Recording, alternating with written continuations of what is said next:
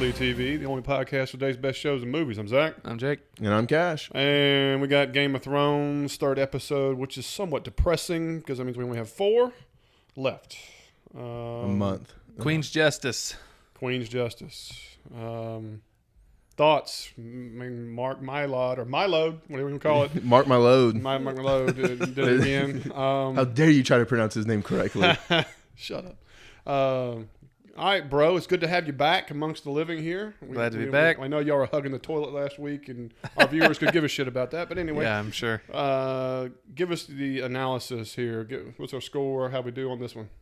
I liked most of this episode. I'll have a few little nits to pick, but I mean, this is almost, I'd call it like an 85% episode, you know what I mean? All I right. mean, that's pretty much exactly what I would give it. I'm pretty strong with that. Minus the mannequin brand, it was a pretty solid episode. You know. I Did y'all am see?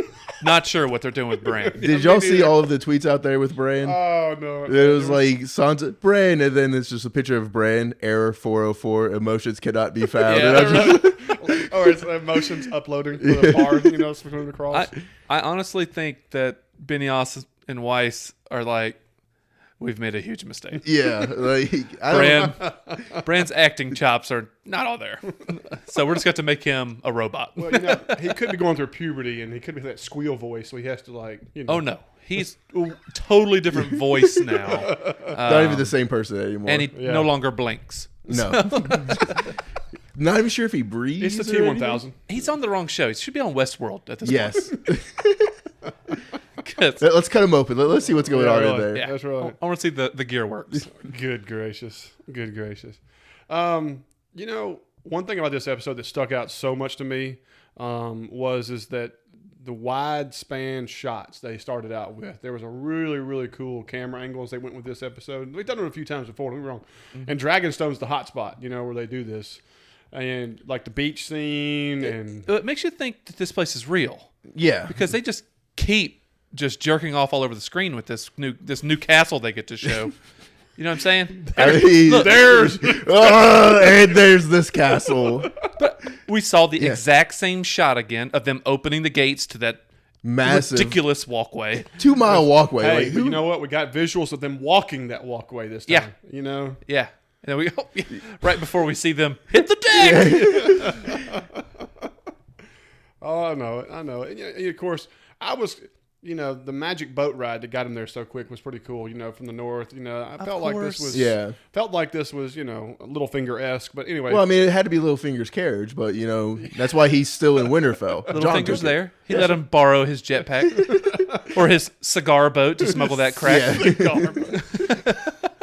Well, anyway, they get off one there, of the take your doors. weapons off. There's a bunch of cool. I thought John was going to put up a little bit more of a fight, giving up Longclaw and everything. You know, Valerian Steel, I'd be like, really don't want to give this one up. You know, honestly, I was paying very little attention to that. I was so excited for Jon and Tyrion to meet again, Yes. even more than Jon and Daenerys. I could have almost gave a shit. I was like, Jon and Tyrion back together. I was like, this is awesome. we're gonna have some great dialogue here. Yes. And it delivered. Yeah, it was perfect. Yeah, But did y'all see in the background just 4 Dothraki pick up the boat and just start walking? And like all the Yeah, Northmen are like, that's a heavy boat. like the 8 dudes that were on the boat? Like, are they really carrying that away? You know? Well, no. How about the new Dothraki guy? He's a beast. Yeah. Okay, well, Not first the off, new that one, is not the all new of them. guy. That is the guy who took Dany captive when she got captured. I understand Same that. fella, but you know, No. She killed him. no. The one who took her captive and made her walk behind the horse all Yeah, the way up there. that was he, the cow. He lived. Now, he Oh, was no. Yeah, you're right. Yeah, he's the one who delivered to the call.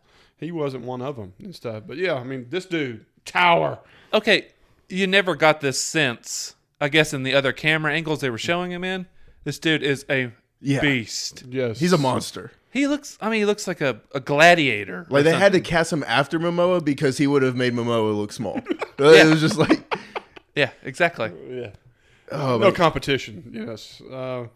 So, like I said, they go to the gates and they're walking up, and we get the conversation, which, like I said, we're all salivating for Tyrion and Jon, and like you said, we had the the F-16 Top Gun flyby, hit the jack. Buzz the tower. That's right, son of a bitch. Spilled my coffee. I want some butts. And I thought that was pretty cool, and I was happy that it actually had the whole up and stare at the dragon for several moments. Like, when Tyrion first saw the dragon, like it was that long stare, like anybody would have done if you see this creature flying. Did Drogon look a little smaller? I'm not sure that was Drogon. I don't know. I think it was. I just think that maybe the other dragons maybe are catching up when they show the shot of them flying together. That there was a little bit of a comparison there, but I did get that feeling a little bit. Because it just seemed like when Tyrion first saw him, and maybe it was just the camera angle. It was so much closer. He looked a lot bigger. Tyrion's very small, comparison wise. Yeah, I mean Tyrion's head didn't even go above the rails of this little walkway. So I was like, oh, he's very safe from I arrow fire. I did look at a website that talked about Game of Thrones and like size comparison like that, and they say Drogon is the size of a 747 now. Did that look like a 747 to a flyby? Literally 15 feet from Jon at the walkway. 15 feet. It looked like it was grazing his head. I'm with you, Cash. I do think that it did look a little small because remember last season or earlier this season when that thing was Drogon was out there, it was enormous. You know what I mean? Because when it was flying over a ship, it made the ship look small. You know what I mean? Then you saw this, like you're talking about. Either the castle is enormous, and it looked like a pigeon on it, or like you said, it was just a little small for reference. Yeah, I think they just went a little small to save money, but I mean, small little knick-knack. We'll see next episode. It looks like. Yeah. There's no doubt about that. So we meet. Was it Miss Sandy? Yes. And a curious conversation. As Melisandre's looking down on him? No, like he questions her accent and where she's from and all that kind of stuff. But like it was supposed to be a revelation. Like, he's like, this place has really changed and da-da-da. That's before they even started walking hardly. But, I mean, what was the significance of that scene? Other just to tell Jon this place is different? No, I don't know necessarily. I think Davos is just a very personable dude. And he was looking for an inn, maybe. And, I mean, honestly, Davos is an intelligent man without being well-read.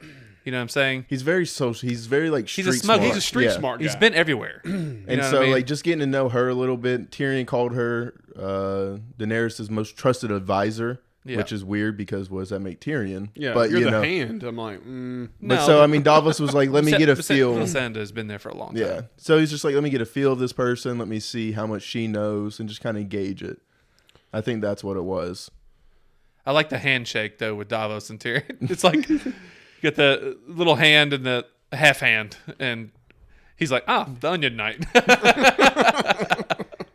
And I like callback city here. Yes. You know what I mean? Tons of it. Tons of it. Tons of it. And Davos was pretty chill. Like, I mean, like, Tyrion, you pretty much killed my son. I don't know if I'd be this happy to see you, but yeah. True.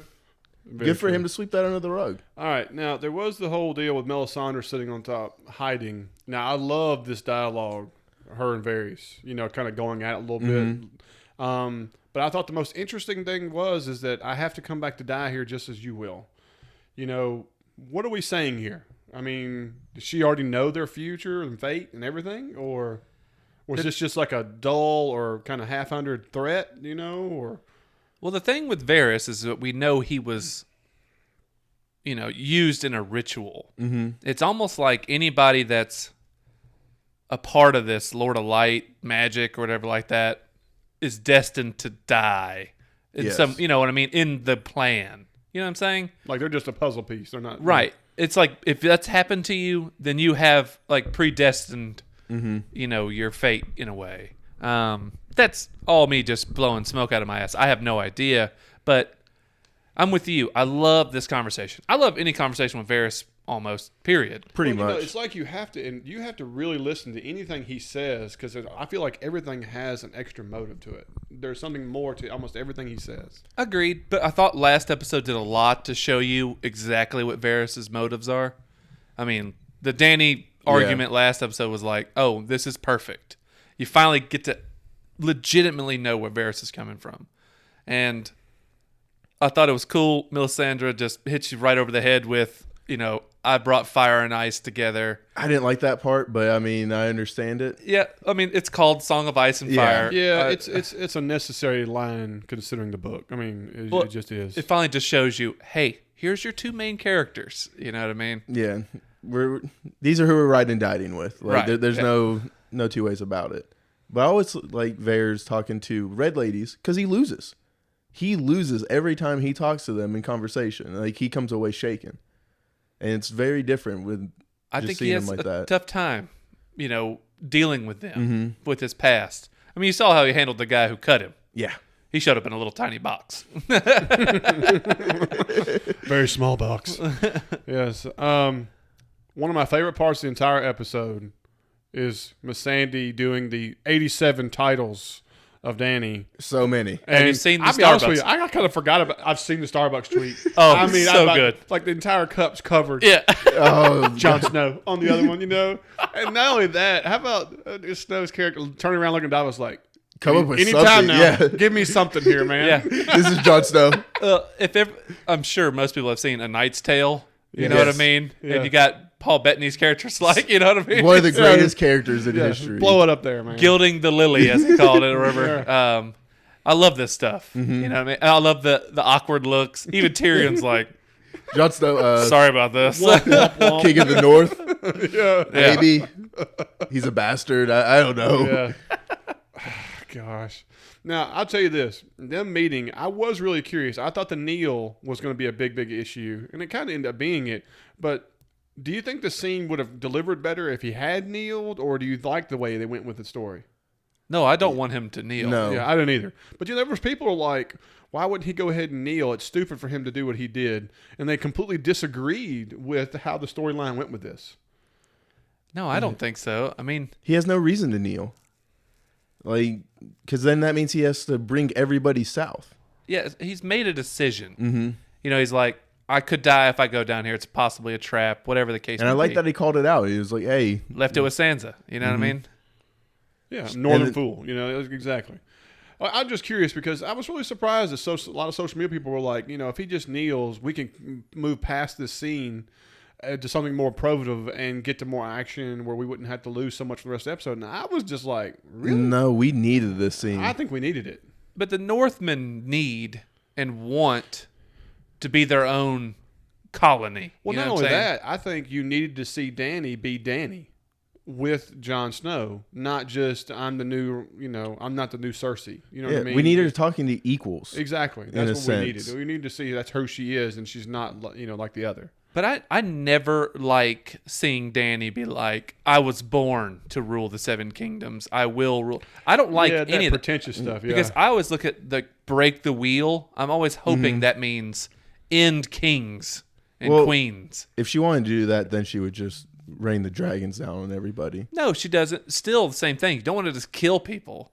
She No. wants to end the war, bring peace, but then states rights it up. You know what I mean? I don't think she states writing it up. Well, it doesn't look like it when she makes these kind of Yeah. comments. she doesn't. Yeah, I mean, for what she did, Marine and all that other stuff, it doesn't make sense in comparison to what, like you said, what she's saying now. But I also I think she wants to flex her muscles of who she is when you have the Northern proclaimed king in the room with you. Agreed. Well, and part of the problem was in the note that Tyrion sent, he said alliance. He didn't say anything about Jon coming down and bending the knee. And so, a lot of people were talking about was Tyrion setting him up for this or anything. And I think he just miswrote. I don't know. I don't know. If you put in that note that you're going to come here to bend the knee, then you don't come. Yeah. Just like Tyrion said, if I was your advisor, I told you not to come. Right. So I think he wrote what he had to get Jon to come. So I think it was smart from that point of view. But I think he knows he had to expect that he was going to have to say his allegiance for him to get what he wants. But, so I thought it was really unique how the whole played out. I thought it delivered well. But I'm with Jake. I'm not a Dany fan when she gets all pretentious and talks about who I am and what I'm born to do and blah, blah, blah. I like her being who she is. And that's what we had to wait for in the episode to see who she really, that person we like. Yeah, but I do love Jon giving back as much as he gets.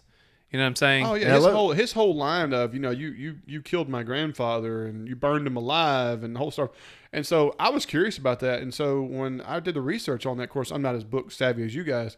He was hung in heavy armor, burning, and With the his other son. one, when the other one was had a noose and he could swing over to grab a sword to be able to release them both. Was that something? Is that the story? No, so think of it as like on a pulley, and the son has a noose around his neck.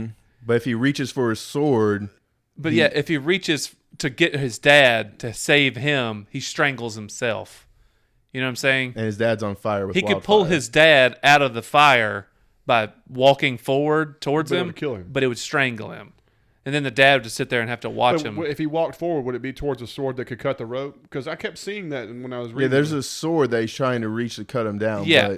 But That's what I'm saying. You have to walk towards the sword in front of his dad. Yeah, it was super messed up. Yeah. He boiled his dad in armor. with wildfire. Yeah. So it was and laughed the entire time nasty. as Jamie was just like, well, this is a bad position. Yeah. Wow. This is right afterwards. Jamie kills him. Yeah. Well, no. This was right. This was before. This is what started Robert's rebellion. This started the rebellion. Yeah. He was going to burn the whole place down, and then And Jamie kills him. this was Ned's father And brother. Right. They were both killed. Okay. Yes. This is actually how Ned ended up marrying Catelyn. Yep. Because his older brother, the one who died, was supposed to marry Catelyn. Well, there you go. All right. Well, that clears it up because when I was doing the research about it and stuff, there was a little bit of confusion. So I want to make sure I was on the same page. But I was loving how much John struggled talking. Like, he always stuttered before like he went into it. Like, he was still nervous. Because I just don't think he enjoys public speaking. Well, I just don't think he wants to make a mistake. You know? Well, it's just like he said later on. I'm just not good at talking. I mean, he clearly says that when they talk later. You know, it's just not something I'm not good at. And, you know, I love the banter back and forth. You know, let's don't apologize for the sins of our fathers. Let's help each other. It's not, who rules who, all that stuff. And I enjoyed all that. And then, of course, when he says, the army of the dead, because you'll be ruling over a graveyard. I thought that was a pretty damn cool line. You'll be a skeleton on the Iron Throne. Well, yeah, what Davos says. Yeah. Who cares whose skeleton sits on the Iron Throne? That was a pretty, I got goosebumps just there even. was some solid writing, man. Yeah. But really. Another character that they know exactly how to write for is Davos. It's like they nail Varys, Davos, Brienne, the Hound. You know what I mean? They know how to write for these certain characters. For so many characters. And then there's others, Bran, and it's just like, oh, God. Yeah, I mean, there's other ones that just fall short.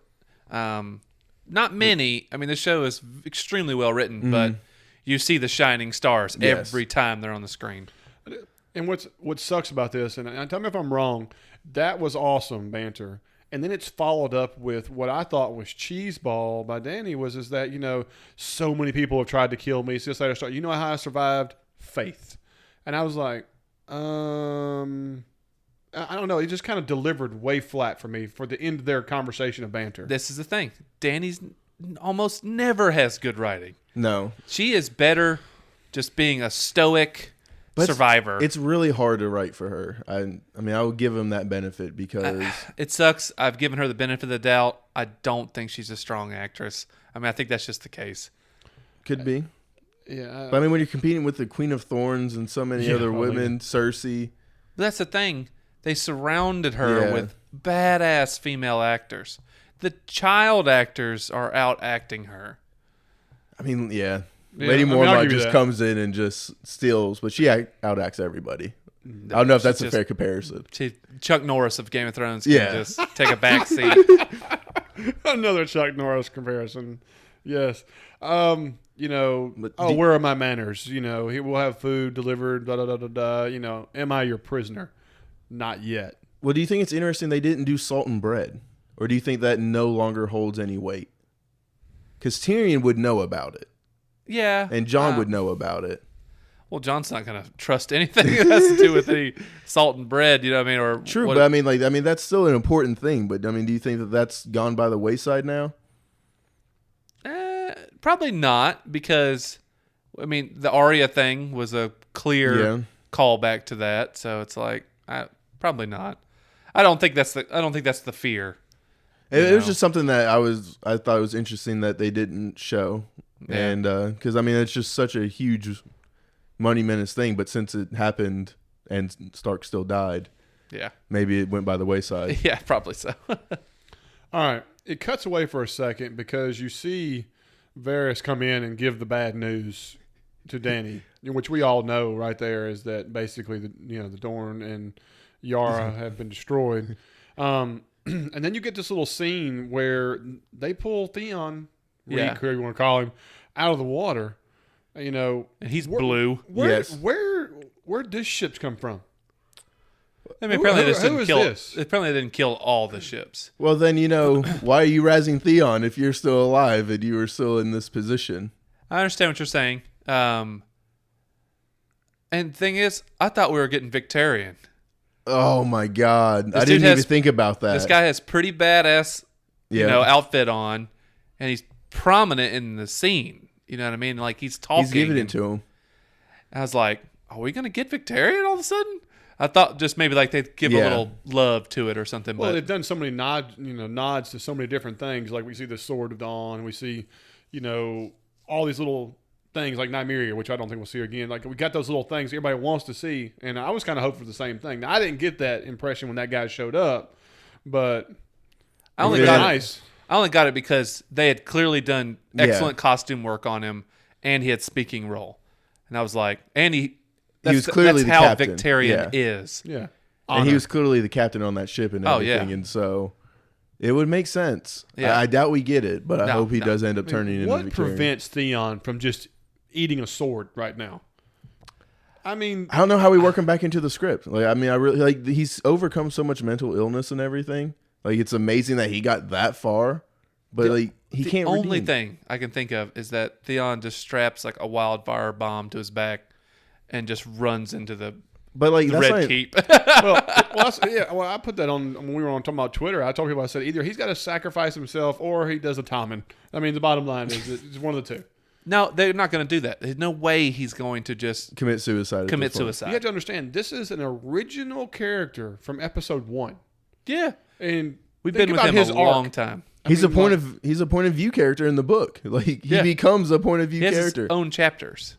So I mean, but it's just like at this point, with you, Cash. Where do you go with him? Because even if he does kill Cersei somehow, I'm not going to be happy for him. Like I'm not. But Cersei is not his. I know, but I'm saying like he could do that level of greatness, and he's still not going to be redeemed. Like there's nothing he can do. I don't think there's anything he can do to redeem himself. I mean, he's to the point now where he would have to save somebody by doing something. It's going to be Euron.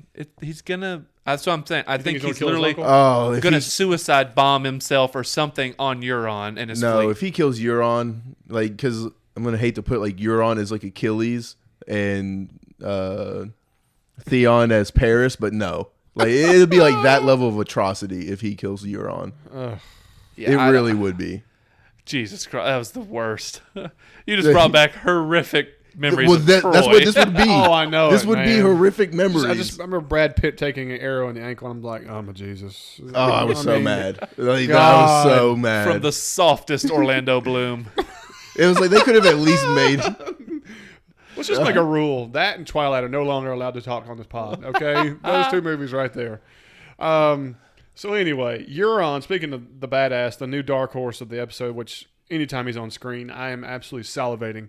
He walks, the sands and Yara up, and he's like, I can get used to this, man. His banter is hilarious. He's pulling her up and be like, did you see the look on Theon's face right before he jumped? I was like, wow. Rub it in. Oh, that was good stuff, man. And they're all, how long of screen time did they give this walk of shame? This is a solid 30 seconds. It was close. It was close to. It was a lot. Yes. Yeah. I mean, you see him walk the first part, and they're throwing veggies and screaming at him and stuff. Then they open a gate, and you see a whole nother row of people. It's like, well, we'll just keep this going. There was only one guy in the crowd. I was like, really? Because they really emphasized him. He's like, whore! And I was like, nobody else is hollering anything like that. And out of nowhere, my man just, whore! It's like a pirate talking. And I was like, hold on. Because I rewound it. I was like, everybody else is hollering obscenities. You name it. This guy. Out of nowhere, this guy comes out of there. He caught that one moment where everybody takes a breath. Yep. Whore! Yeah, it's like if you've watched golf tournaments now. Yeah, right after the shot. It's really gotten bad. Yeah, it's ridiculous. I mean, they're teeing off. Get in the hole! It's like, it's a par 5, dickhead. Yeah, really. It's what are you supposed to shout at golf? That SOB out of here. How much does chip with 2 fat naked bikers having sex in the woods? I mean, just like they're just getting it's ridiculous. All right, easy shooter. Okay. Oh, dude, that tweet you sent on Shooter Fan. Yo. Whoever the genius is who created the Shooter McGavin montage where he's doing his finger shooting, and all of a sudden it's Rambo clips of guys getting torn apart by a machine gun. My ribs were dying. Kudos to the man to put that there on social media. Kudos. So, all right, we're getting back to the show now. All right. He tells Yara and goes, "This is the life." I'm actually getting kind of hard right now, you know? Yeah. I'm just like, I thought that one was a little cheese, it was. but it gets way better when we go inside. Oh, no. When he gets inside, he goes, you know what I want. And he goes, well, and this is where I'm like, he's the biggest idiot if he believes her. Because she's like, when the war is won, you'll get what you desire. It's very interesting that they're using like these direct words and not letting anyone know what each other desires. Yeah. That's the thing. They're both going vague. Mm-hmm. He's saying, I want to marry the most beautiful woman in Westeros. She's saying, you'll get what you desire when the war's over. Neither one of them might be talking about each other. You know what I'm saying? Yeah, not only that, everybody who talks about Euron talks about how he's the biggest turncoat. And it's like they have foreshadowed this 100 times on the show of how you can never trust what he's doing. Yeah. Ever. He's always got an alternative motive. He's like Littlefinger. Like, he just wants a little chaos so he can try to find a way to capitalize on it. I think he just thrives in it. Like you said. Exactly. So on. But his next line with Jamie. Which one? I mean, I'm sorry, man. He's like, can you give me some pointers? You like to finger in the butt? By the way, we need to have conversations later. Not right now. We'll get a little by ourselves. This is dark. Is she like rough? Soft, rough, little finger in the bum. What figured you'd know? And Jamie's face is just like, I got news for you. I was waiting for him to say should I golden shower? Like, anything like that? Like, yeah. What am I working with here? Can she take the whole golden hand? Oh, man. I'm going to tell you right now, Jamie's facial expressions. Perfect. I'm sorry, this whole season, I can just watch his facial expressions. He doesn't have to speak. Yeah. Just his reactions to everything that happens to him is money in the bank. He's the Tom Hardy of the show. Yeah. Where it doesn't have a word. Just cover his face. Just give him eyes and eyebrows. And just give him the mountain's head mask and everything that were there. I mean, give the mountains, uncircumcised helmet, and just give him that. Oh, I'm done. Oh, my God. Jamie. But, Euron. I can't. I'm really hoping Euron is just a key player for a long time. I'm so glad this has happened. Oh, because I was said the only on, one behind him in the first episode, and then y'all were like, on Twitter, dog shit. We was dog shit in the beginning. We were so excited that we was initially bringing him on, and Zach was like, "You two are dead to me. Like, Dorne was the worst thing I've ever seen in my life. I will never trust you again." And me and Jake were like, okay. And after the first episode, I was like, "Yep, I'm out on Euron." But Jake has bought all the stock, stayed with him, and it's paid off. Yeah, I'll give good investment at this point. Credit where credit's due. I mean, he just needed a rock star makeover. He needed 2 gallons of mascara, and he's there. He just needed the fight he had on the boat, yes, to give credibility to his cockiness. Street cred. I mean, he earned all his street cred in 5 minutes of television. Yeah, there's no doubt about it.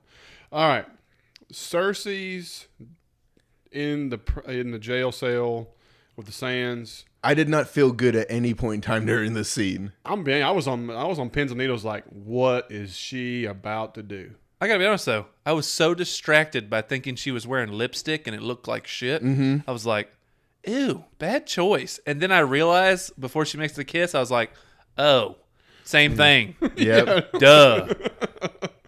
Were y'all surprised they went that route? I mean, I thought it was going to be... I thought the mountain was going to end up raping her, just like the nun. I mean, it ended up being pretty dark. Yeah. By the fact that she doesn't kill How she described Alaria. it. She's like, you can just sit here and watch her face cave in as she Yes. decays. And turn to dust and stuff. Yeah. And even if you don't eat, we'll force it down your throat. Yeah. Which I can imagine. If you're sitting there chained and I think she watching said, your child die. and we'll rotate her torturer. Is that what they said? Yeah, Yes. to make sure she doesn't fall asleep. Make sure she doesn't fall asleep. Like, good God. Darkness. But also, if you're the daughter, don't you just try to get like a running start backwards and just bash your head? If you're Alaria, you just don't start want- just get the courage and just break your head open like an egg. or you take your arm and wrap the chain around your neck, and then hope for the best. No, that could fail. Yeah. You've only got one chance because after that, damn it, They're like, well, now we got to cut your eyelids off. Sorry. yeah. Oh, you wanted links in your chains? No more. Oh, yeah. How about her line? You had to watch your lover. You get his skull and the sound of that cracking and all this. I was like, oh God. Yeah, I heard that you scream was scream. true love. Yeah. I still hear it every once in a while.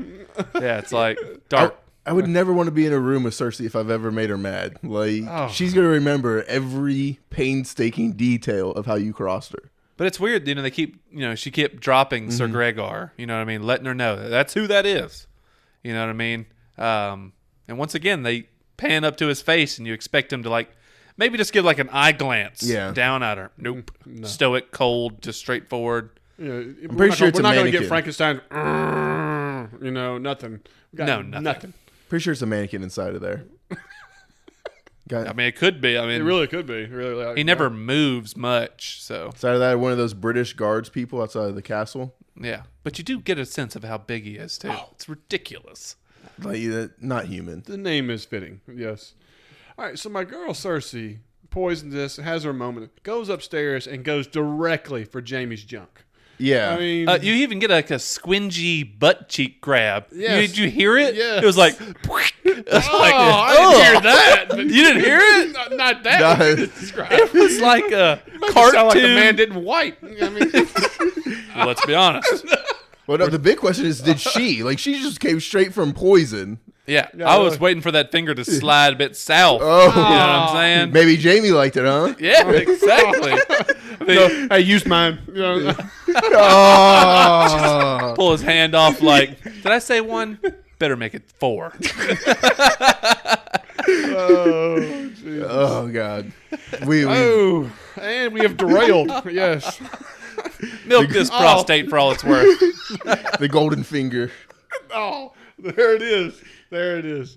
All right. So Cersei, of course, they had their moment, and he's like, "Oh, we can't be seen like this." She goes, "I'm the effing queen," and goes over there and goes, "Yeah, and we're gonna need fresh sheets." And da da da. Yeah, just get gross about it. Yeah. I know.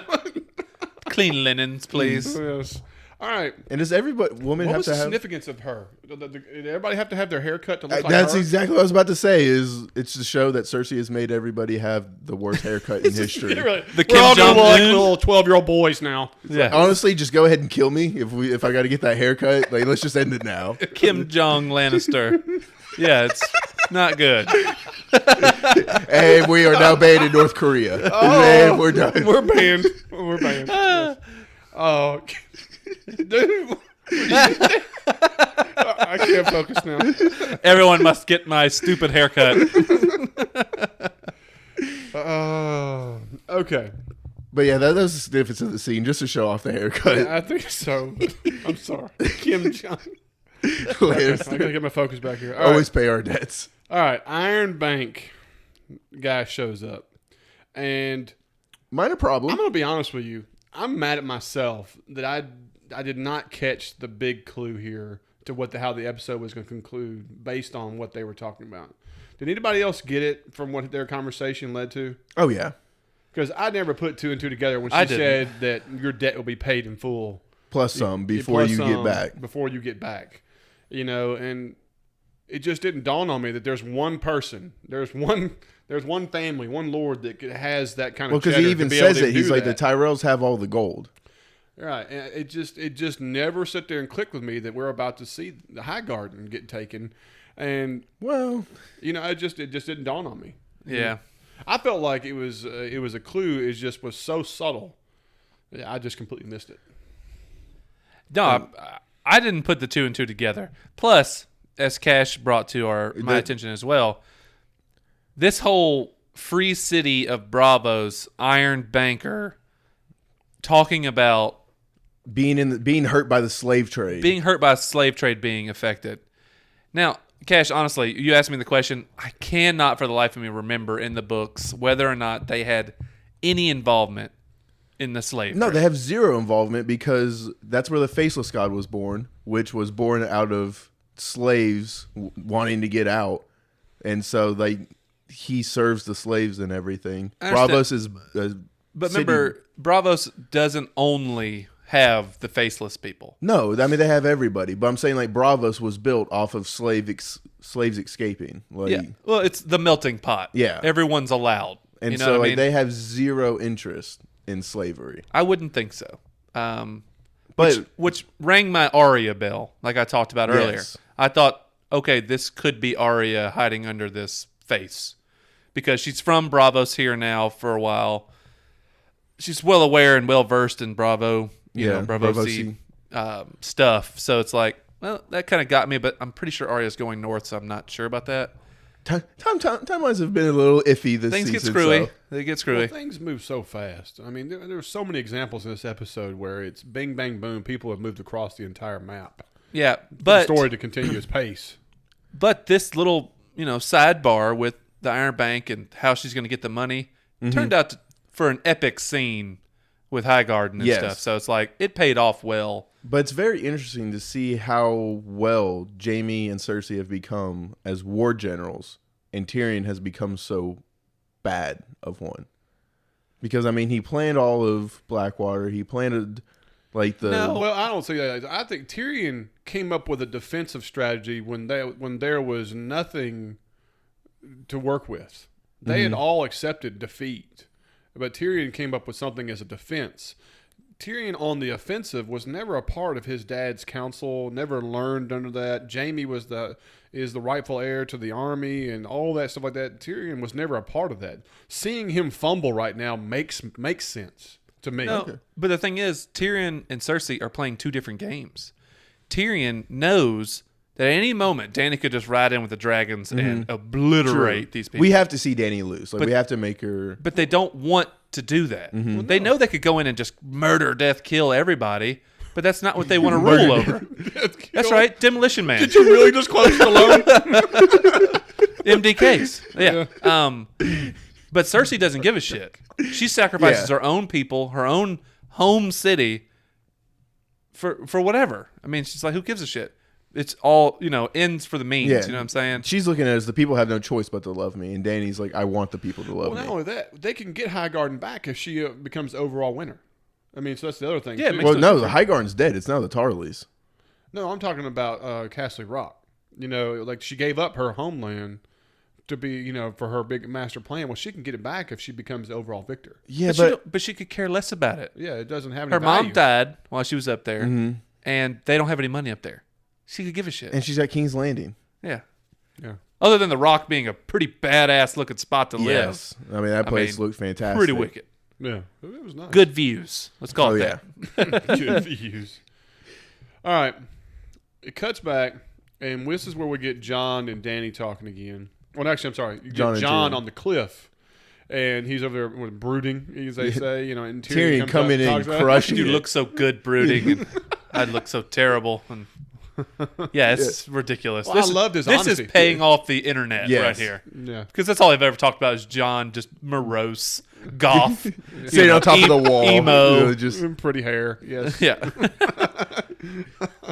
I like the honesty. He gets up there and goes, well, I come up here to brood, because I've failed. My plans are shot. Everything I've done is basically so far is a debacle.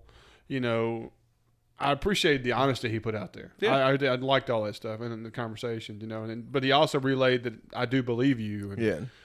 and so like I said, anytime the show does certain characters together, it's gold every single time. Tyrion and Varys and Tyrion and John. I mean, like there's good combinations everywhere that just make it really good. And the common denominator, unfortunately, is Tyrion. Whenever he's with certain characters, I mean, he's just a usually fantastic great. actor. Certain ones. I mean, my guy, the Hound.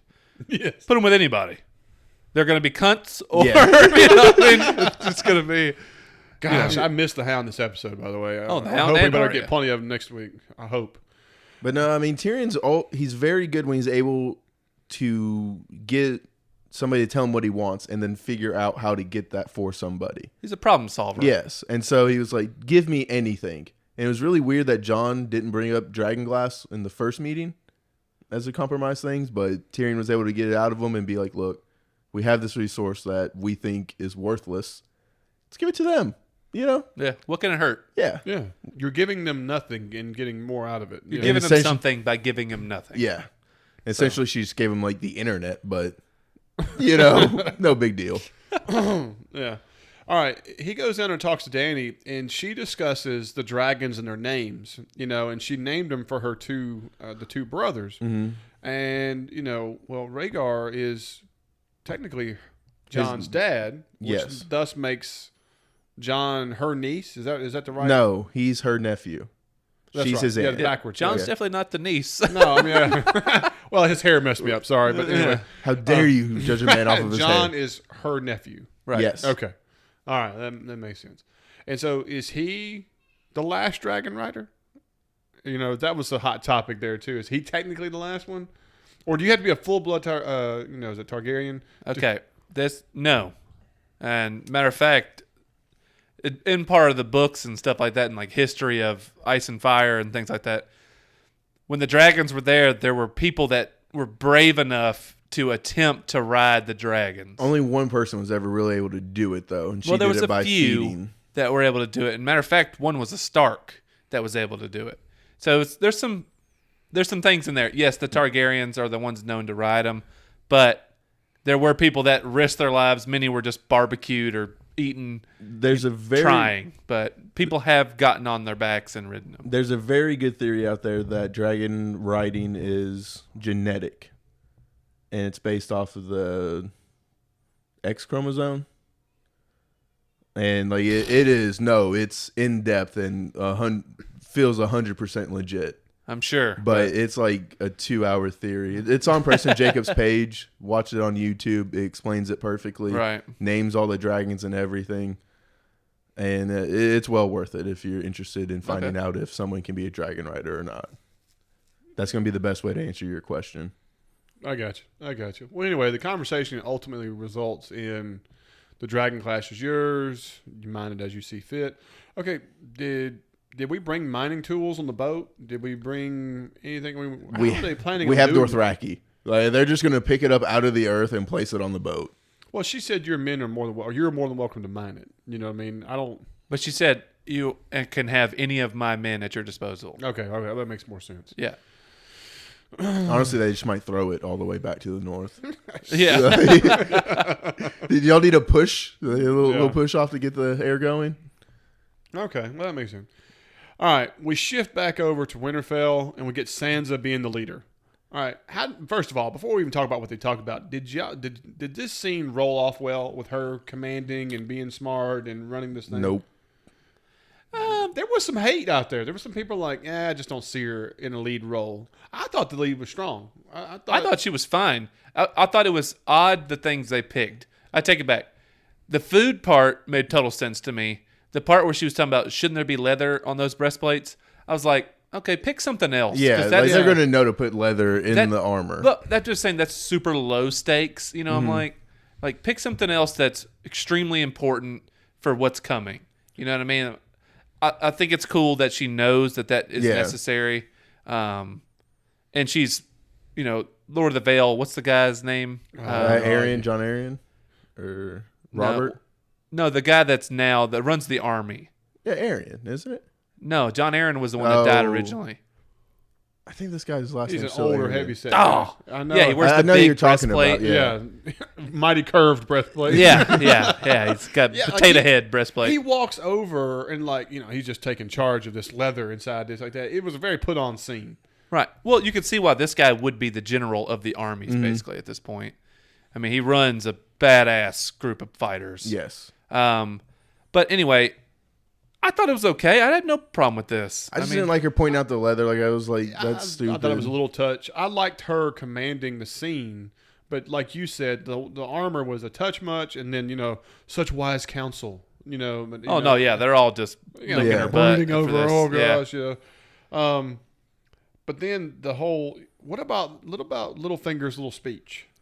I'm telling you, I think it's going back to where he shouldn't have said, where she's like, I know what he wants. He's not a threat anymore. He's going to pivot. Like, he's like saying, if something doesn't work, always have a backup plan and then have a backup plan for it. I honestly, Littlefinger's words they're falling on deaf ears on me now. I'm almost tired of hearing his nonsense. I think he's running out of straws. Oh, I think he's reaching his end of his rope. That he doesn't have the command and the. I think he dies the next ability. episode. Well, his shtick is just wearing off on me, kind of, which sucks because he's so strong. Well, because it's a I love different him. shtick. Well, It's like he's not manipulating or doing anything there at Winterfell. You know, he can go back to the Vale and be just that guy to a little kid. He doesn't want that either. I mean, what does he have to look forward to right now? I don't know, and he doesn't have much. I know you say he'll die next episode. There's nothing more in me that I want to see than Varys and Littlefinger meet again and Littlefinger die. Yeah. Because of it. All right, there's two people that are coming. You know what I mean? Arya's on her way. I think she's going to kill If him. she sees Littlefinger, it's bad news. I think And she's if going to kill him Varys with the comes, with Daenerys to come help with the North and he's still alive, that's bad too. You got a third person coming. You got the Hound and them coming this way too. True. I think Arya's just going to kill him with the dagger. I'm saying there's a lot of people coming that Littlefinger don't want to see. Yeah, it's time for that carriage to show back up. And the thing of it is too, though, maybe it'd be Arya, but I think the person who was responsible for Eddard's death should be killed by Jon. To me, I don't know. Jon wasn't down there though. Yeah, and Jon's not even his kid. To me, Arya or Sansa would be better to kill Littlefinger. And Sansa's not going to kill. It's Arya. Maybe I don't know. Maybe she's a cold-blooded assassin now. She's killing Littlefinger. Yeah, I wouldn't surprise me. I'm just saying. Well, the preview gave us a huge clue that something's going to go down with Littlefinger for the next episode. We'll see. We'll Get there. So we'll talk about it in a minute. But I mean, I know where you're going with that. But I'm with you. Littlefinger. Do we see Littlefinger going to the next season? No. I don't necessarily see that, but I want to see Varys and Littlefinger on the screen together again. For one last time. Even if it's just for Varys to say, your chaos ladder is on its last rung. You know what I mean? I would love to see that scene, but I just don't think we're going to get it. All right. Here's the next big clue I caught. And tell me if I'm wrong with this, guys. And so on. As they were walking down the steps, the Maester said that Maester, I can't remember the guy's name, kept a copy of every Raven scroll and so on. There is a reason he said that. Okay? Not just to go check what the winners were of the past. There is a reason that was said. Why? There's got to, what is a Raven scroll we've had in the past that would be a huge revealing to a character current? Well, the reason why Catelyn went south was a raven from Littlefinger. Yeah, but remember, she took that and burned it. I remember that. Yeah. So that he wouldn't have that. The Maester wouldn't have a copy of that. Other ones, though? I don't... That's what I was racking my brain. It's going to be something to do with the dagger. There's got to be a reason that is said more than just, I'm checking the weather. It's going to be something to do with the dagger. I mean... We all think the dagger's coming into the show at some point. Yeah. But I don't know when or how they're going to... The cat's paw. Well, because Arya, I think she had it in the promo, one of the posters or something. Well, she has it in the Entertainment Weekly magazine on her belt. All right. And they showed it when Sam's flipping through the book at So, I mean, this Old thing's Town. going to play a role. At some point. The fact that it's Valyrian steel, too, I mean, it's very valuable right now. But, yeah, I don't know. But I'm with you, bro. I don't. That it was put there. Yeah, you know what I mean. I mean that he was practically singing this line, like y'all wake up. This is important. You know what I mean? All right. Next second, we learned that Bran's back, and we had this. Sansa runs up to him, and we have the coldest emotion of a reunion I've ever seen. I mean, Coldest lack of emotion. Oh God, it was. And we got the mannequin Bran. Yep. And then we have Sansa hugging the mannequin. And what was the point of this? Why was he a statue? I mean, and then they put him by the tree, and he's like, "You don't understand. I'm the three-eyed raven." It's complicated, but the only thing I can think of is he knows way too much now. Like, because he can see into the future. You know, there's people that have the 1,000-mile stare. You know what I mean? They've seen too much. emotion that's gone. Mm-hmm. So are we saying the reason he said you were pretty in the white dress was just to make her go away, knowing that continuing that conversation she wouldn't stick around? No, I think that was his way to prove that, I am the three-eyed raven. I'm going to tell you about an event I wasn't at. And he just didn't register that this was the worst night of her life. That's a hell of an event to bring up. Yeah, I know, but that was also almost his emotion. He's like, I'm sorry these things have happened to you. I mean, because he has been through some rough shit, but I don't know. He went about it the wrong way, I would say. But he could have picked any moment to be like, hey, good job killing Ramsay. Hey, good job beating up John, in these meetings and everything. But no, I'm going to go with the night that... yeah. Well, I mean, if you do think about it, there was no other Stark or anybody else that is alive that was at that wedding.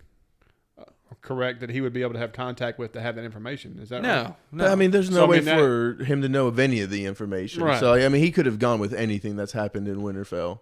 But, dude, the brand thing and all the tweets that went with it, I was shaking my head. It was almost worth it just for all the tweets that we got of Brand, all the memes. The aftermath was worth it. Well, I mean, the best part is I was hoping John was here. I need to speak with him. You know what I mean? Mm-hmm. We know now that Bran is the one that's going to tell John who his parents are, what his real name is. Presumably next episode. You hope very soon so we can... So how get rid of all this other crap. How great would it be if Jon gets back, Bran tells him he's a Targaryen, then Jon's like, well, great. Now I got to sail back down to Dragonstone. Can we borrow the boat one more time? Yeah. I got to go talk to my aunt. Don't worry about it. All right, let me ask you a question. Is the three-eyed raven in the books, is this an integral character throughout all the centuries? I mean, is this if you can suffer through Bran chapters, yes. But the thing is, the three-eyed raven in the books is for the same reason too, is to tell you who Jon's parents are. Well, that and Littlefinger.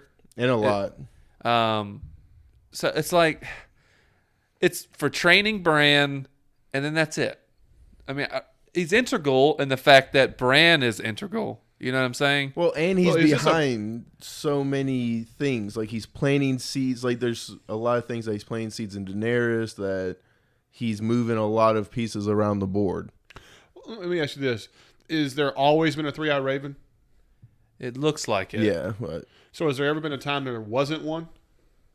we don't know. Don't know. Yeah, I don't know. So it's not that, so it's not as a heavy topic in the book.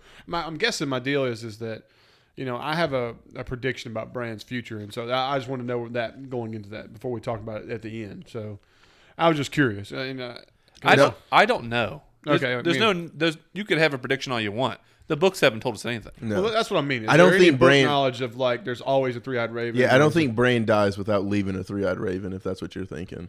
Okay, well that's part of what I'm thinking about. Is that is there always a continuation of it, whether or not it's not the same person? You know what I mean? Is what I'm getting at. Yeah, I don't think Bran dies. Period. Mm-mm. I think he will be in a tree at some point, like the other guy was. Okay. He'll be part of the root system. Yeah. Okay. All right.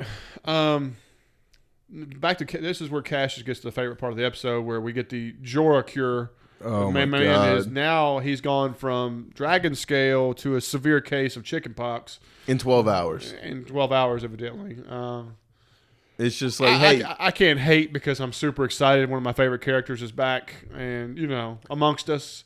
I hope he gets out of town and somebody robs him and stabs him. He just goes stab. I'm on my way to the Dragon Queen and gets shivved. You remember the guy, the big bodyguard in Dorne? Yes. He just dies like that. Just a little tiny knife in the back. I just want a strong breeze to throw a piece of popcorn down his throat. He slips oyster. He slips on the dock, hits a rock, and drowns. He eats an oyster. I'm allergic to shellfish. No. But I mean, it was grayscale. Screw you both, okay? Jorah is going to rock, okay? He's coming in. He should be a rock. I mean, that's the problem. Oh, God. This is the most, terrible word to use, yes. This is, the most deadly disease. And whatever. It's the pull and scrub method. Whatever. It's whatever. We're just going to peel this, scrub everything. I'm going to move on to what was important. Let's put some little lotion on the skin. Oh. And then he's cured. All right. And Or else it gets the hose again. he's pointing a sword. He's like, "Hey, I'll be back in the morning. There's a sword right there. Hope you're not alive when I get back." And he's like, "Oh no, you're good to go. You're cured. We're just gonna let you go I'll off just into the tap forest." you with this little oscillating metal pointer. Yeah. Yeah. Looks good. You're not contagious. You're not contagious. I'll just shake hands with you. No big deal. Yeah. Well, I really did think when he shook Sam's hand and then he put the bad hand on top of it, I was like, no! You see Sam just like, no, just chop his hand off like Ash. It just like it got in my hand and it went bad. So I cut it off.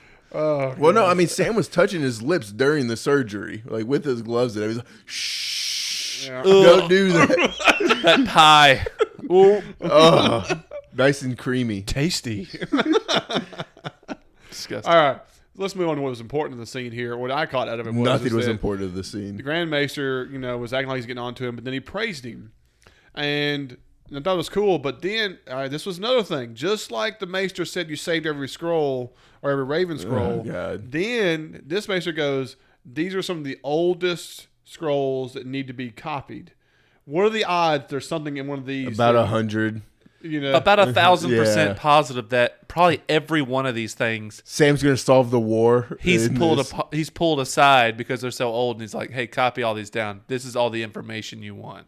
Right. So, I mean, was this just the big, here you go, now you're going to have all the information you need? Here's how you forge Valerian steel. Here's where the Night King came from. Yeah, really. This is what kills it. Yes, and Here's Hot John's Pie's recipe. John's parentage. yeah, really. Okay, all right, I got you. All right, so we all agree that these these things have got to have probative value. Hey, I'm just happy Sam's having more value. Yes, He's Jorah. He's a beloved character. He's cured. He can have more to do. The dragon glass thing. It's like, because remember we were worried if it was just the dragon glass thing, shit all over this whole Sam story. But Well, I mean, I would have preferred just Dragonglass instead of Sam magically curing Grayscale with the old pull and scrub method. I'm not gonna let that die. I'm sorry. It's I have a ridiculous. feeling that is not how it's going to work in the books. I better not. I have a feeling it's not just, hey, cut it off like a disgusting scab and then rub it with some Neosporin. Rub it with like the same lotion that looks like you're oozing out. Just kind of like mix that back in there. Yeah. Ugh. There's nothing looks good about Neosporin on a fresh wound. Now my wound's greasy. Thanks. I'm shiny. But it works magic. It does. Neosporin is legit. Okay, so all right, we agree the scrolls will have some value. And I'm looking forward, and plus it also gives you a little bit of something that Sam is going to have more going into the show, which I'm like you said, I'm happy. All right, now it turns to we finally get some action when we go to the Castle Rock scene, and where you get the first visual of Castle Rock With the Tyrion like Overnight. the narrating. Yeah. and. Dude, I'll be honest with you. I was sick, man, when they first started this battle scene. Oh, and they're just getting mowed down. He Oh, was yeah. getting annihilated and doing the whole ladders up the wall. And I was just like, man, this is not a good. The first 30 guys ain't going to make it going up the I ladder. was like, Unsullied are not meant to Let's go get the up heck out ladders. of here. And I was just like, and then they showed one guy land and he's just bleeding everywhere. I was like, I was like, great. no way, Grey Worm's walking out of this one. I was like, great. The Unsullied, the greatest warriors again, losing to nobodies. Not fine ladder crawlers. Well, if y'all remember, was it last season? when when we Sir talked about Barristan- when we were talking about like the Unsullied had to be down to like 25 men by the time the end of that season because they kept getting slaughtered by all the people in the Marine. Marine was killing them 50 at a time. Yeah. And then we have this attack. I'm just like, these guys multiply. It's like freaking gremlins out there. Just get them wet after midnight. Don't feed them after midnight. Well, I mean, it has to be. They don't, they can't make it the old-fashioned Because way. we were sitting there, and I remember that when they kept getting killed. I was like, "There's like 25 of these guys." Grey left. Worm is actually Maugwai or whatever. Gizmo. I mean, I don't know. So when you see these legions of Unsullied, I'm like, where'd the hell these bastards come from? But I love that he's using the whore tunnel. Yes. Whore tunnel. So I of course put something in there for me. Yeah. And I put this huge cave hole in the wall. It's like, so are we supposed to believe that Tyrion made this cave hole by himself? No, he was the person in charge of its construction. Yeah, but so somebody was able to make this cave hole? No, he did the H.H. Holmes method. Hey, build this for me. Hey, man, come here. Let me show you something. No one could live that knows this tunnel exists. Exactly. I was just like, so Tywin's got to know that this thing existed. No, like, there's just no way. I mean, nobody floats around that side of the rock. Not to You know what mention, I mean? That's the you're not allowed on that side of the water. is this supposed to be Tyrion's quarters, where they come up out of that trap hole or like that? I'm like, a rug ain't covering this deep dish hole. You know what I mean? It's like, you're just breaking ankles left and right. You wake up in the middle of the night. Oh, I got to take a piss. It's like the moon Fucking door. trap door. It's like the moon door all over again. Not again. I know. Yeah, so like I said, the whole sewer system thing, that was great if it wasn't a hole you could see gaping into the wall. If it was something where they had to dive in the water to swim to where they knew it was going to be, much more plausible. I'll take any gaping holes they put on screen anytime. Oh, my God. Jeez, easy, Jamie. Okay. I mean, I just... 3 fingers. Yeah. I mean, am I wrong? I mean, really? I mean... I was more upset about the trap door in that little shanty room. Oh, God. All right. The fight scenes with Grey Worm and the soldiers like that. Oh, he's like throwing darts with the spear and you stick something into a door. All that was fine to me. I enjoyed it. Okay, I thought it was pretty cool. In tight quarters with a spear, I was like, God, that's a terrible place to have a spear, but it worked. He did well. Used the shield. Yeah, headbutt, all these different things. I thought it was pretty sweet that they were able to choreograph that well. Even using guys against each other. You know what I mean? Getting out of the way so they kill each other, and yeah, it was pretty cool. I enjoyed this. I'm definitely with you. All right, but you get super nervous when he's like, there should have been thousands more. Yeah. Like, and then we get the nice little view over the sea. This is the parts that pissed me off. Is that we have a scene 20 minutes ago in the episode with Euron talking about the bunghole with Jamie. Yeah. And then we have this scene where Grey Worm stands up on top of the castle to see his ships being burned and destroyed by Euron's fleet. 2 major problems. A, how do they get snuck up on again? Like, it's middle of the day. You're going to see ships coming close to you. Like, there's no way around it. Well, it looked like the Unsullied ships were fighting back, but I just saw fire. Losing horrifically. No, I saw ships just sitting there. And all you saw was fireballs going one direction. I sat there and watched it slow-mo. Oh, you had that much time on your hands. I did. Look. Blow. Get a job. Blow. Anyway, I'm just saying, like, I don't think all their forces were on the island expecting to take a huge battle. Mm-hmm. And the ships were there, docked, ready to go back home, and then they just showed up and burned them all down and left them exiled. Euron was never planning on battling any of the Unsullied. It was just to, make it where... take out their exit. Exactly. So well, Jamie says it later on. He's like, make them get on foot. If they stay there, they'll run out of food. Yeah. And if they have to leave, they'll have to leave on foot to try to get back. And it'll be a hell of a long walk. Yeah. And then problem 2. We, as you said, we saw Euron. Jamie's whole army is up there in Highgarden. Well, no, I mean, we saw Euron in King's Landing and everything. So we know he went back to King's Landing before he went to Casterly Rock. There's a place you have to sail past to get there. A place called Dragonstone. Dragonstone yet again. Again. Varys has already said we've lost half of our naval fleet to Euron. If we see some black sails, we should probably burn them down with dragons as they sail across us. I know it. I mean, there's just no way around it this time. We know Dany is in Dragonstone. And not only that, man. When you watch the opening credits of the episode, they show King's Landing, and then it goes right over to Dragonstone, and you see the narrow passage you have to go around this this beautiful castle. I'm like, Cash is right. There's no effing way these ships are just over there at Casterly Speaking Rock. of the opening scene, did you see what emblem is still on King's Landing? It's a stag. Yeah. Well, she's still she's a Lannister. She is a Baratheon. No, she's still a Baratheon. She goes by Cersei Lannister. Yeah, but her claim to the throne is because she's a Baratheon. Yeah, that's the only reason she had it. Her children were Baratheons. Right. Okay. I feel what you're saying. Yeah, I mean, it's kind of like that. But yeah, it's the stag will stay. That's what keeps her lineage there, or her right to the throne. She gives no F's anymore about her rights to the throne. No, She's like, it's I'm with her you. throne. I'm with you. All right.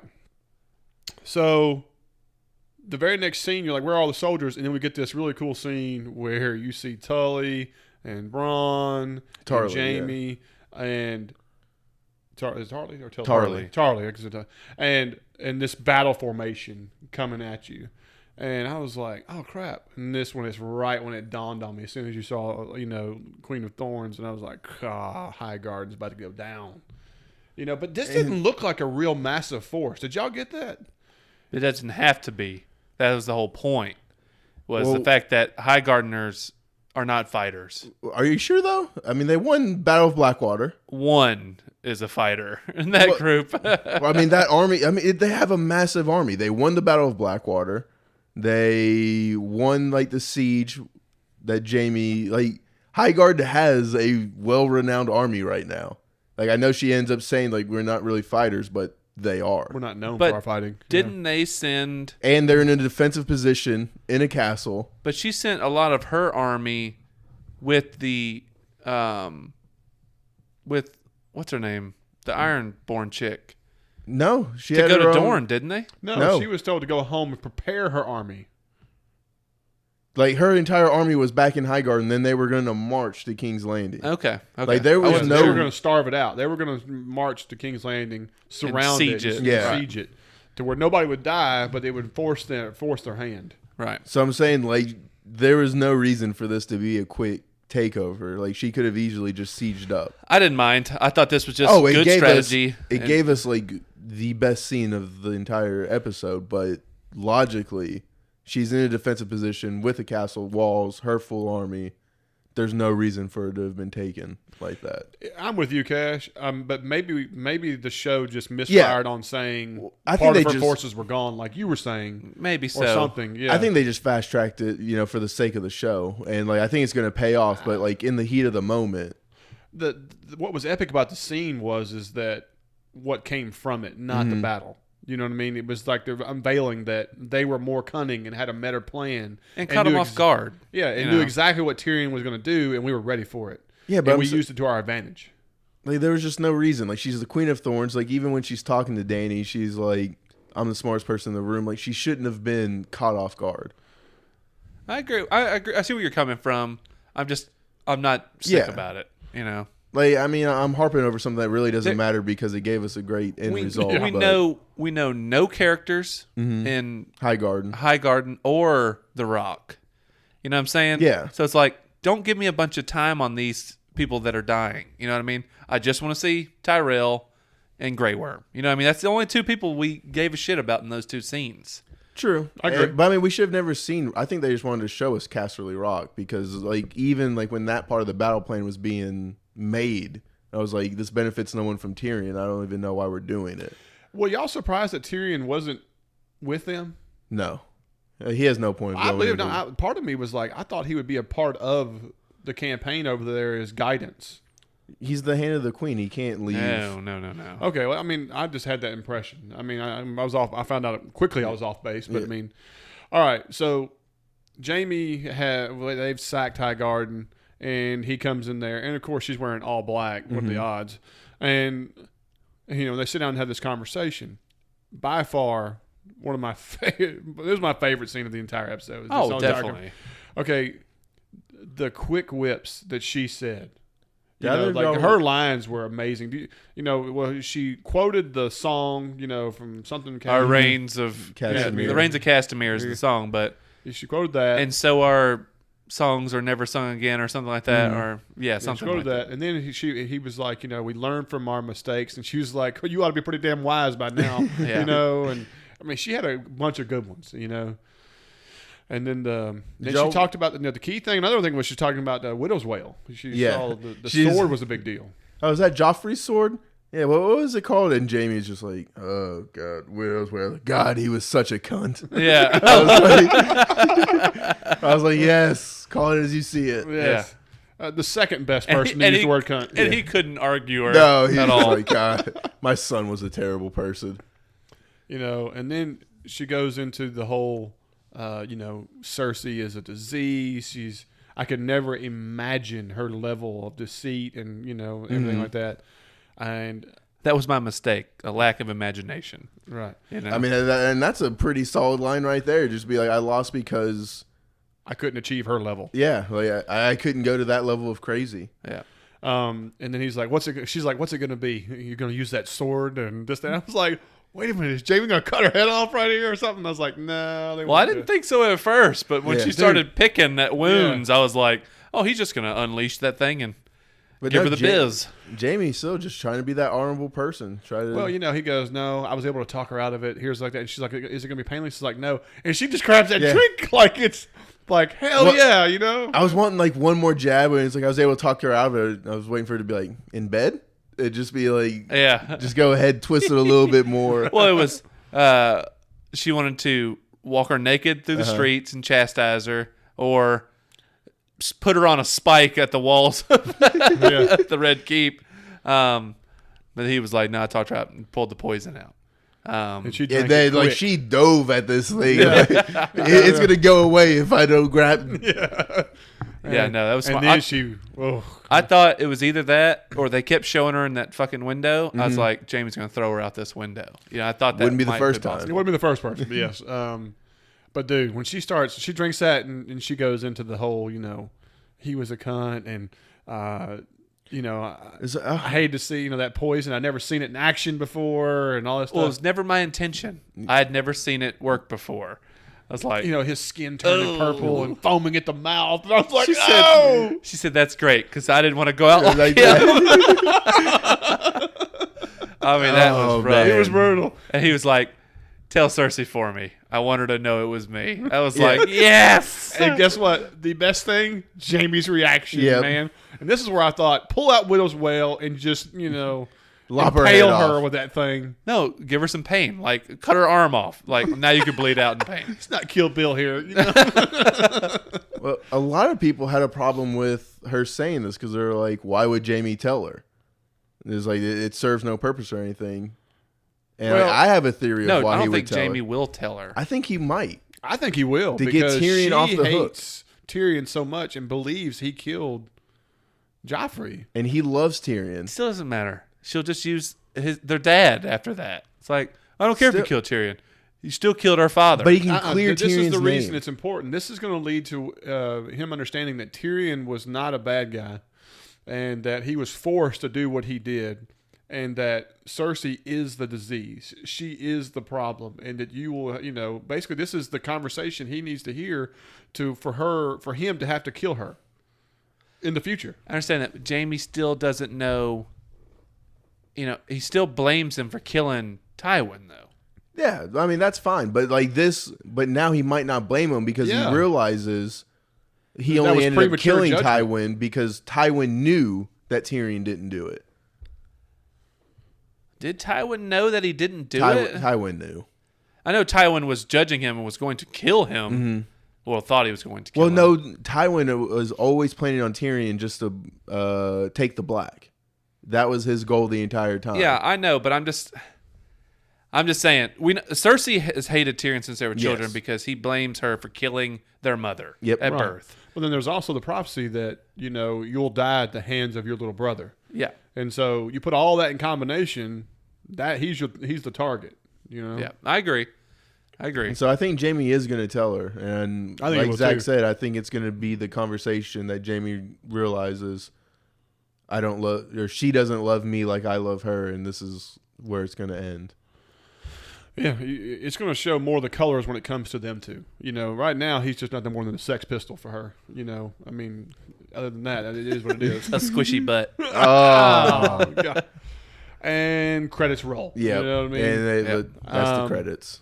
And I looked at the preview, and the key things in the preview to talk about is Danny makes a big statement that, no more of these, I forget what her exact words were, cunning plans or something of that nature. Basically, it's time to kick ass and take names. is what she says. And then the other big thing is you get to see the scene of Cat's Paw being unsheathed like it's going to be used. Okay? Now, I froze the scene, and of course, it's Littlefinger's hands because it's the ring on the pointer finger. You can immediately know who it was. All right, so now we know Littlefinger has got the dagger. What does this mean? My theory earlier is that Bran is the biggest threat to him right now. But he doesn't know that. But I'm saying, like, what's to say this episode reveals that, and that pulling that dagger is his last resort if Bran can unveil what Littlefinger has done to. Okay. Well, it would make sense too because it's like the same dagger that was meant to kill him originally. Now it's going to try to kill him again. Yeah, it's full circle with the same person. You know what I mean? To me, my theory is that Littlefinger's demise is that he's going to make a second attempt at Bran, and this is going to be the end of him. Possible. But who ends him? Arya. Like I'm not shaking off. I think it's Sansa. It could be Sansa. I think it's a Sansa situation where I really do. We need cold-blooded assassin. And if she lets, what's his name, big breastplate guy who hates Littlefinger, Absolutely, lets him decapitate him or something like that, that would be pretty poetic justice too. Absolutely. That's what I totally see. There's no reason if Littlefinger's unsheathing the knife. Think about it. What is his purpose? I mean, he is going to kill somebody. Who is his biggest threat right now in Winterfell? It's not Sansa because he's in love with her. Well, that doesn't mean that she's not his biggest threat. I get you, but if that's all you've got left you're clinging on to, you don't kill it. True. Okay? And the person who probably foils it is probably Mira. You know what I'm saying? She does stay by Bran's side the entire time. She kind of keeps an eye on him. So it's like if she stops him and is the one that catches him in the act or something like that, and then it unfolds. Interesting. However they decide to punish him. You know, I like that. Yeah, I totally see that is where this is going. Totally see it. Going back to what I was talking about with Dany, do we feel like Dany's going to show an example of force based on that now she's been equalized somewhat based on what Cersei's done? She most has definitely. To. Yeah. All right. I mean, the end of the preview shows a dragon here and looks like strafing mode. You know. Here's a prediction for me, and this is kind of a long-winded prediction. Do you believe that Varys knows that Cersei is in high debt and that the Iron Bank is after to collect? Probably. I mean, he's from Bravos. He knows people in King's Landing. You know what I'm saying? Yeah. Like, that's one of my big parts of my theory. If that is the case, I could see Dany intercepting the gold delivery and making Cersei look bad. And just when we think Cersei is that cunning and everything like that, they could devastate her overall plan by making the Iron Bank look foolish. But how would she ever intercept us without any ships? Clearly, they're not sailing past Dragonstone. Where is Highgarden's location in comparison? Highgarden's like the middle America. Yeah, they're just gonna walk. I mean, they're between the Riverlands and the King's Landing. In relation to Bravos. Oh, Bravos is way far away. You gotta get on a ship. Right. Okay, well, so there you go. So technically, I mean, based on how they've done geologically or geographically in this show, you could say that they could possibly intercept or use a dragon intercept or whatever. I'm just saying that's kind of my thought is that how could you turn this up to give Dany a little bit of redemption out of what's been their plan basically has been shat on? I mean, if she's able to kidnap all that gold and stuff, that's a major move that I haven't even thought about. You know, even if she just destroys it. Even if you just kill the messenger. Even if you just kill the Iron Bank representative, you end up. Well, then the Iron Bank is definitely against you. Like, I mean, I know it. No, I don't mean Cersei killing him. Yeah, I mean, well, I'm saying like Daenerys. Like, there's not much incentive for her to kill the Bravosi. Well, here's the deal: if you kill the person who's bringing the gold, or the gold doesn't get delivered, then the Iron Bank will turn on Cersei. Yes. Yeah, you just make it look like Cersei, right or you create an ally by being just as devilish. Now. Yeah. And so my theory is that either Varys knows this, we get that information, and somehow Dany intercepts that gold shipment. Because you see a picture, you see the scene of Jaime in this carriage loaded down with gold and like that, closing it, this, that, or so on. So obviously we're rolling that mother out of there. And it would be awesome if you could see that being taken. Yeah, I just don't see Jamie being a part of it. I feel like Jamie's going to split off from the army, maybe with more men. There's going to be a group that'll lead the gold back, but Jamie's going to keep like Jamie and contingent Bronn somewhere. and all that like that. They'll go back to King's Landing and they'll send a group with the gold to make the payment, because there's no way he's traveling all the way to Bravos to make the delivery. They're just not. Well, in the show, anything's possible. Yeah, I don't. But I'm just saying that doesn't Yeah. make sense for him to leave Westeros, like that. And no, especially since he's the war general. Exactly. So, unless he sends Braun to do it and then we lose Braun, in which that's a disastrous outtake. That would just hurt my heart. Yeah. So, but you can see that is a plausible situation to level the scale back a little bit. I like it.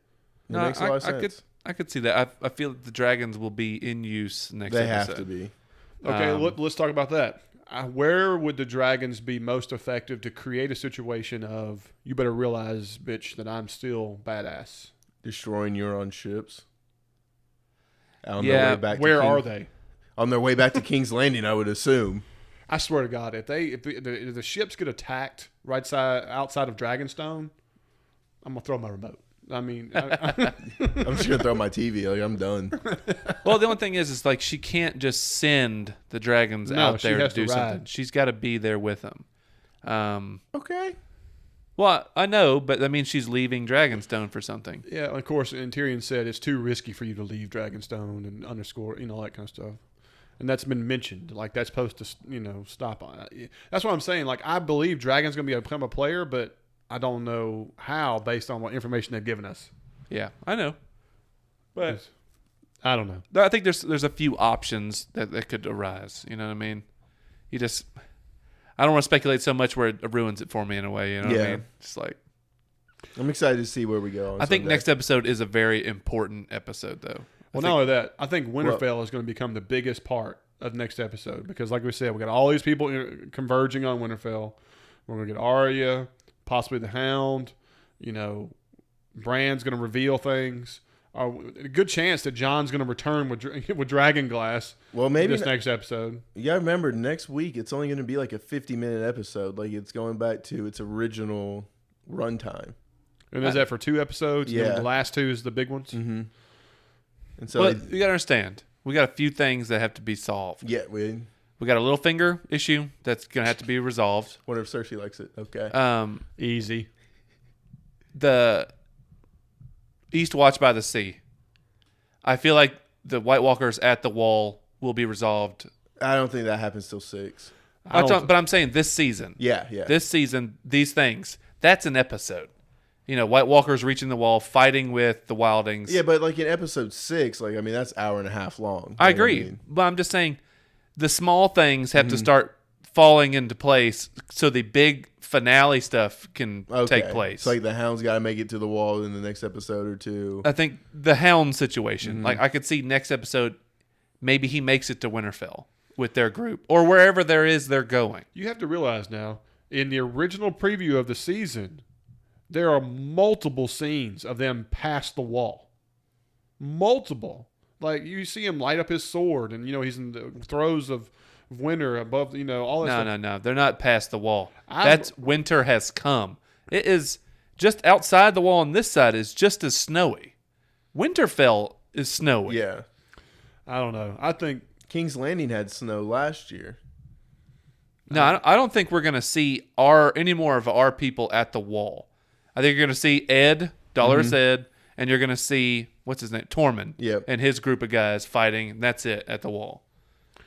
I disagree. I think we're going to get the Wall. I think we're going to go past the Wall, and I think it's going to be something to the effect of to prove that the dead are there. I think there's got to be something there. The bottom line is that, they're taking good faith right now that the dead are real and blah, blah, blah like that and everything.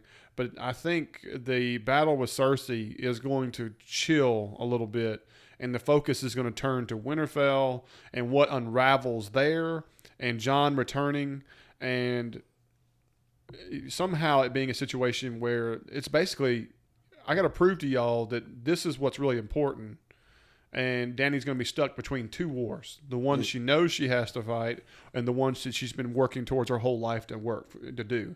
And that's going to be her struggle. Because, like you said, realistically, she's going to get to the point where, okay, obviously I can't win it the way we planned on it. I'm burning this mother down. That can't happen. And the way to prevent that from happening is to shift her focus to something else. And so by shifting her focus means that she has to be proven that this is the real battle. And so, no one's going to be on the wall. I don't see anybody going to be on the wall anymore. You mean to tell me we're not going to see Tormund again this season? No, he's going to be on the wall. I know that, but I'm just saying I think we get to Tormund, and I think we do a little bit past it. And I'm not saying we go way off in the far deep. But there's no reason to cross the wall anymore. No. I think we get to East Watch by the Sea, and you're going to see that water frozen, and they're going to realize this watch is just a watch because that wall is worthless now. I don't think you have to. I don't think they have enough people to defend it in the first place. Right. Those things are going to go up the wall or around it or whatever the case may be. Around it. I mean, they're monsters at this point. We know they can climb walls and ceilings. Right. I mean, well, World War Z style. Do you think it's interesting that Jon isn't letting on that he's been resurrected? Like, he's hiding it? Yeah, we kind of glossed over that part. Like, I mean, I kind of wish he would have just been, like, up front. Because, I mean, I know it's going to be a hard thing. You're trying to curry favor with somebody, and you're about to tell them that the dead are alive. And that you're... And, by the way, I died and I came back. Let me show you my chest plate. But, I mean, that's a big reason why they follow him. But they brought it up a couple times. Well, they brought it up, but he gave him the, if looks could kill, Davos would be dead. Shut your mouth. Yeah, but then later... Dany even says, "Yeah, what do you think they meant when they said he took a dagger in the heart?" You know, I mean, I'm just like the Northerners are so sway with their words, you know, and they're bringing it up because at some point it's got to be answered. But like, just go ahead and do it. Lay it out on the table. Be like, look, this is why I believe so much. You're trying to curry favor. Don't come in there and say you've been killed and came back. I mean, I understand it both more ways of a madman. and stuff. Well, that's the thing. You got to. One amazing thing you're telling him, don't tell her another amazing thing. It's like, now you're making it just difficult for you. It's bad enough that you came all the way down here to tell me the army, the dead are coming, and you want me to help. And then you decide to tell me you want to take this worthless dragon volcanic glass, and that's going to be your key weapon in the battle. And you died and came back to life to come talk to me today. All right, your ship's down that way. See you bye. Historically, episode 4s are some of the best episodes of every season. I don't know. True. 50 minutes, and since it's only 7 episodes, I don't see it. I see it. I have an idea. I don't see it as an epic battle of any type. No. It's not always epic battles. No, I mean, I don't see that. I think it's just going to be like we could lose a major character. I mean, you remember, like, and now his watch has ended. Yeah. Where Mormont dies and stuff like that. We're not talking major battles. Right. Just amazing sequences where it's like just dialogue. Breaker of Chains or whatever. Oh, that's when she roasted the masters. Roasted the guy. I mean, there's a lot of episode 4s that big ones on episode 4s. I got you. So it doesn't matter if it's a short episode because they could do something major. Do you think that it being a 7-episode season affects that? Not really, because if anything, they need more major. Yeah. And I mean, there's going to be a lot of shakeup that still is yet to happen. So I'm excited to see where we go on Sunday. Yeah, definitely. Now, we're talking about time. Now there is a new deal out that they're talking about making next season, like almost all 90-minute episodes. Have y'all heard that? Mm-hmm.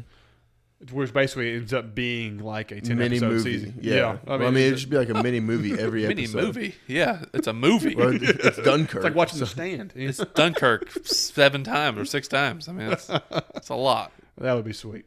That would be sweet.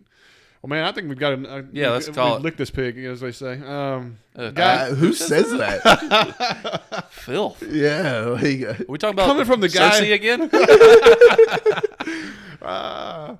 Guys, if y'all enjoyed the pod or want to come conversate with us, we had a lot of good chatter online and on social media, and we'd love for y'all to join us. You know, we're on Facebook at BleedTV Podcast. We're on Twitter, BleedTV Podcast. Of course, we're also at gmail.com. We'd love to hear from you guys. Add it to the show. You know, all these theories and the conversation we talk about and predictions, they usually come from conversations and banters from fans, and we always appreciate it. But other than that, guys, I think we're going to call tonight. We always appreciate it. This is BleedTV, and I'm Zach. And I'm Jake. And I'm Cash. We'll see y'all next week.